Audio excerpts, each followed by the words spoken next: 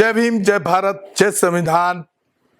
मैं गौतम रत्ना, बहुजन दस्तक से। तो साथियों, आज हम बात कर रहे हैं अपने बहुजन महापुरुष, और मैं तो इनको राष्ट्र का महापुरुष कहता हूं, ईवी रामास्वामी पेरियर नायकर की, जिनका जन्म 17 सितंबर 1879 को हुआ और उनका परिनिर्वाण 24 दिसंबर 1973 को हुआ। तो साथियों, हम बता रहे हैं उनके बारे में, उनकी पूरी हिस्ट्री क्या है, और यहाँ जो कट्टर हिंदू और जो ब्राह्मणवादी और मनुवादी लोग हैं वो उनके खिलाफ हमेशा जहर उगलते हैं और उनको देशद्रोही तक कहते हैं। बहुत अलग अलग तरह के कहूँगा कि वाहियात शब्दों का उनके लिए इस्तेमाल किया जाता है, खास तौर से ब्राह्मणवादी लोग इस्तेमाल करते हैं। लेकिन ये एक ऐसे शख्सियत हैं पेरियर साहब, जिन्होंने इस देश में वंचितों महिलाओं के लिए क्रांति का एक आगाज किया।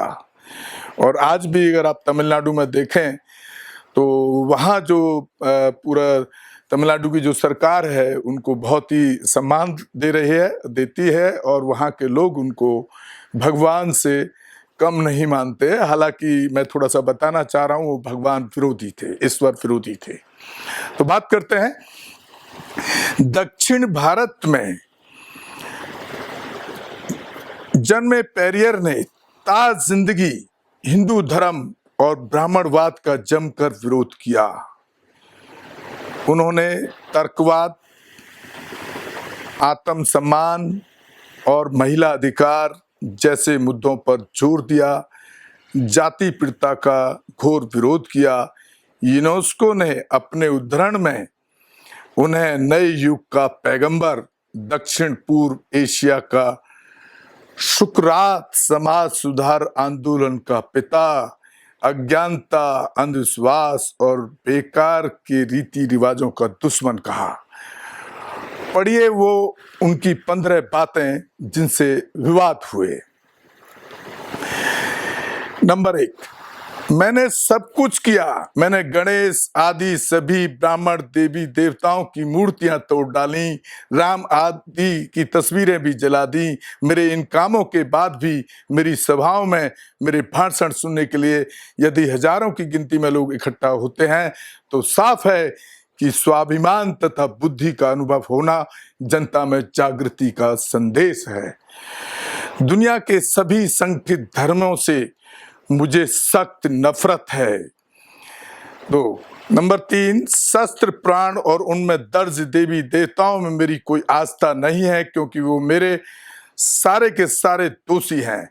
मैं जनता से उन्हें जलाने तथा नष्ट करने की अपील करता हूँ। 4, द्रविड़ कड़गम आंदोलन का क्या मतलब है? इसका केवल एक ही निशाना है कि इस आर्य ब्राह्मणवादी और वर्ण व्यवस्था का अंत कर देना, जिसके कारण समाज ऊंच और नीच जातियों में बांटा गया है। द्रविड़ कड़गम आंदोलन उन सभी शास्त्रों, पुराणों और देवी देवताओं में आस्था नहीं रखता जो वर्ण तथा जाति व्यवस्था को जैसे का तैसा बनाए रखे हैं या रखना चाहते हैं।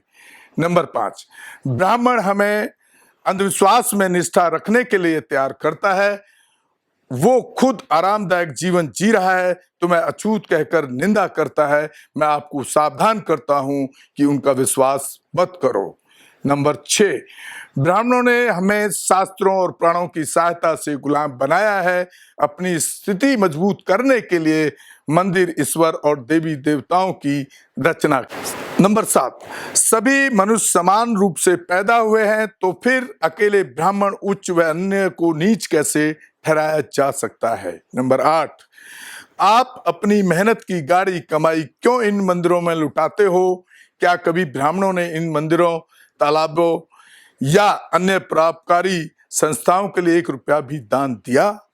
नंबर 9, हमारे देश को आजादी तभी मिली समझनी चाहिए जब ग्रामीण लोग देवता, अधर्म, जाति और अंधविश्वास से छुटकारा पा जाएंगे।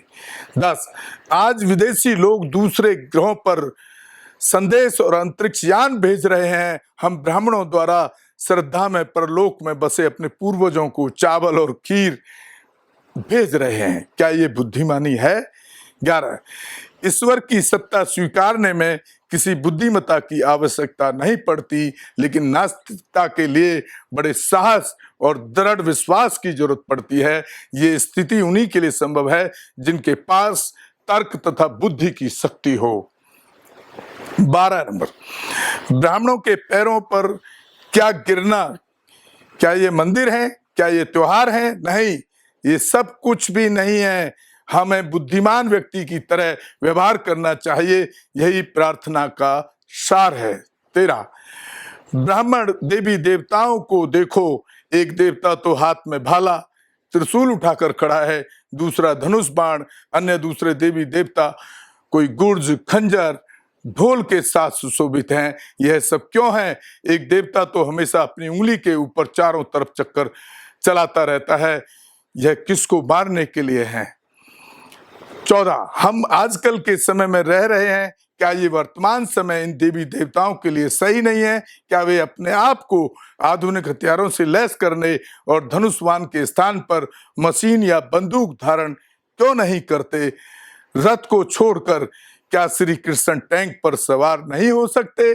मैं पूछता हूं कि जनता इस परमाणु युग में इन देवी देवताओं के ऊपर विश्वास करते हुए क्यों नहीं शर्माती? 15, उन देवताओं को नष्ट कर दो जो तुम्हें शूद्र कहें, उन पुराणों और इतिहासों को ध्वस्त कर दो जो देवता को शक्ति प्रदान करते हैं। उस देवता की पूजा करो जो वास्तव में दयालु, भला और बुद्धिमय है। बैरियर की मूर्तियों के नीचे उनकी ये बात भी लिखी रहती थी, ईश्वर नहीं है और ईश्वर बिल्कुल नहीं है। जिसने ईश्वर को रचा है वह बेवकूफ है, जो ईश्वर का प्रचार करता है वह दुष्ट है, साथ ही जो ईश्वर की पूजा करता है वह बर्बर है। बैरियर ने धर्म और ईश्वर को लेकर भी कई अहम सवाल खड़े किए। उन्होंने तो ईश्वर को लेकर 15 सवाल उठाए थे जो इस प्रकार हैं। क्या तुम कायर हो जो हमेशा छिपे ही रहते हो, कभी किसी के सामने प्रकट नहीं होते? नंबर 2, क्या तुम्हें खुशामद पसंद है जो लोगों से दिन रात पूजा अर्चना करवाते हो? नंबर 3, क्या तुम सदैव भूखे रहते हो जो लोगों से मिठाई, दूध, घी आदि लेते रहते हो? 4, क्या तुम मांसाहारी हो जो लोगों से निर्बल पशुओं की बलि चढ़वाते हो? 5, क्या तुम सोने के व्यापारी हो जो मंदिरों में लाखों टन सोना दबाए हुए हो?